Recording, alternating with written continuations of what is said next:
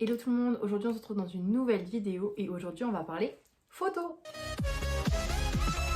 Il y a un mois, je vous ai mis une petite pose à questions sur mon compte de photos parce que vous étiez nombreux à me poser des questions sur quel type d'appareil photo prendre, quel objectif, enfin voilà, plein de petits conseils. Donc aujourd'hui, je vais tout vous donner. La première question, c'est qu'est-ce que j'utilise comme objectif? Donc moi, j'ai cet objectif-là, c'est un 70-300.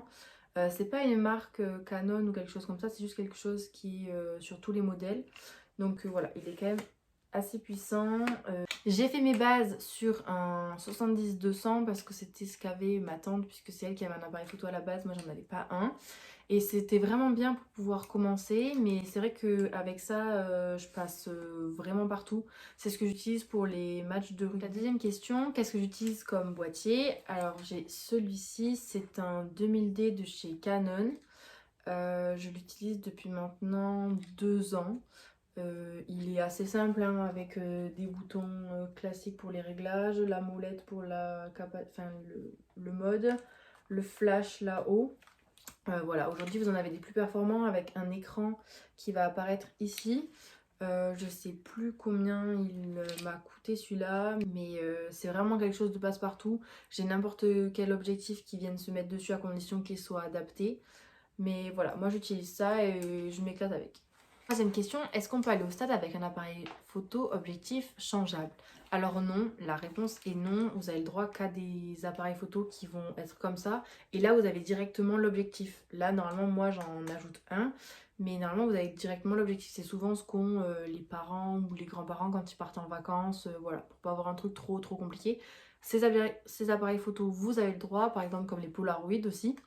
Mais dès qu'il y a un interchangeable, c'est interdit parce que c'est réservé aux photographes professionnels ou sinon il faut avoir une demande spéciale qu'il faut faire auprès du club. Quel appareil photo je conseillerais pour quelqu'un qui souhaite se lancer avec un petit budget? Alors, tout va pas se jouer dans le boîtier pour moi. On peut vraiment s'éclater avec un boîtier qui peut être ancien. Ma tante, elle avait un 1100D, je crois. Et franchement, je m'éclatais. Alors, en fonction de quel objectif vous allez pouvoir jouer sur la fréquence, sur la vitesse, enfin plein de ces paramètres qui ne servent pas quand on débute. Ça va pas changer grand-chose. Ça va changer quand ça va faire quelques années et que vous êtes vraiment à l'aise. Mais vraiment, pour le début, vous pouvez prendre voilà, des petits modèles qui sont pas très chers sur Canon. Vous avez plein d'informations sur leur site qui vous conseillent quel boîtier. Et après, ça va être au niveau de l'objectif que ça va changer. Comme je vous disais tout à l'heure, moi j'ai un objectif qui est quand même très puissant, un 70-300. J'ai mis longtemps avant de l'avoir parce que c'est quand même un budget. Pour commencer, je vous conseille d'avoir un 70-200. C'est hyper passe-partout, vous pouvez l'utiliser pour faire du rugby, il va falloir être proche du terrain, vous pouvez l'utiliser pour faire du paysage, moi c'est ce que j'ai fait avant. Pour les repas de famille, je l'ai beaucoup utilisé, pour des événements, mariages, c'est vraiment ce que j'ai utilisé et j'ai fait toute ma base sur cet objectif et pour moi je pense que c'est vraiment l'objectif parfait. Comment es-tu arrivé à travailler avec des clubs? Alors aujourd'hui je travaille uniquement avec le club de rugby de Auch puisque je travaille là-bas en tant que photographe et en tant que community manager. C'est moi qui m'occupe de faire des photos pendant des matchs avec 2 autres photographes. Sinon pour ce qui est des matchs du Stade Toulousain, les entraînements c'est moi qui fais les photos comme pour les matchs, juste je suis pas qualifiée de photographe, je travaille pas avec le Stade Toulousain, je fais ça pour mon plaisir et le partager sur les réseaux sociaux. Comment j'ai réussi à trouver ce job? Je leur ai directement envoyé un mail. Tout simplement, j'ai fait un stage chez eux et à la suite du stage, ils m'ont prise pour faire community manager et en plus, vu que j'avais la qualité de photographe, faire photographe aussi. Si la question c'est de savoir comment pouvoir être photographe dans un club de top 14, aujourd'hui c'est très compliqué parce qu'il faut avoir une carte de presse, il faut avoir une carte de presse photographe, il faut être accepté par le club. Je sais qu'il y a certains clubs qui le font de top 14, je ne dirai pas de nom parce que je ne veux pas m'avancer si c'est faux, mais sinon si vous voulez faire ça, il suffit d'envoyer un mail, contacter le service de communication et de presse et voir avec eux si c'est possible.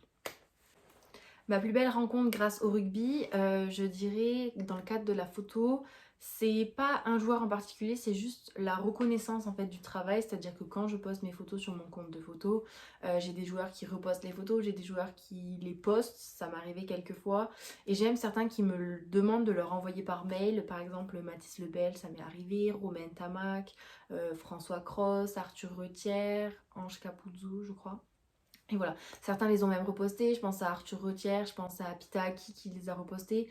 Voilà, certains j'ai eu des contacts privilégiés grâce à ça. Je pense à ça, j'ai certaines copines de joueurs avec qui j'ai pu envoyer les photos parce que quand j'étais au bord du terrain, à un moment donné, ben voilà, souvent les joueurs vont retrouver leur compagne ou être avec les enfants. J'ai déjà pris ces photos et je leur ai envoyé personnellement parce que j'avais pas envie de les poster sur les réseaux sociaux puisque c'est leur vie privée. Et je leur envoie directement et voilà, ils récupèrent les photos. Des fois, ils les repartagent, c'est ce qui m'était arrivé avec la compagne de Romain Tamac. Des fois, non, ce qui m'était déjà arrivé quand voilà, c'est des enfants sur les photos qui sont en bas âge, je leur envoie et ils sont juste contents d'avoir les photos. Et sinon, dernièrement, ce qui m'avait marqué, c'est quand je suis allée au stade faire un entraînement la dernière fois, j'étais venue avec mon carnet de photos pour les faire dédicacer aux joueurs.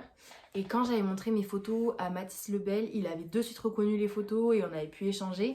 Et pareil avec Antoine Dupont, il avait reconnu les photos et il m'avait dit qu'il voilà, il appréciait mes photos et ça a été l'occasion d'échanger. Donc une rencontre, non, plusieurs, oui, puisque grâce à ça, j'ai pu discuter avec certains joueurs.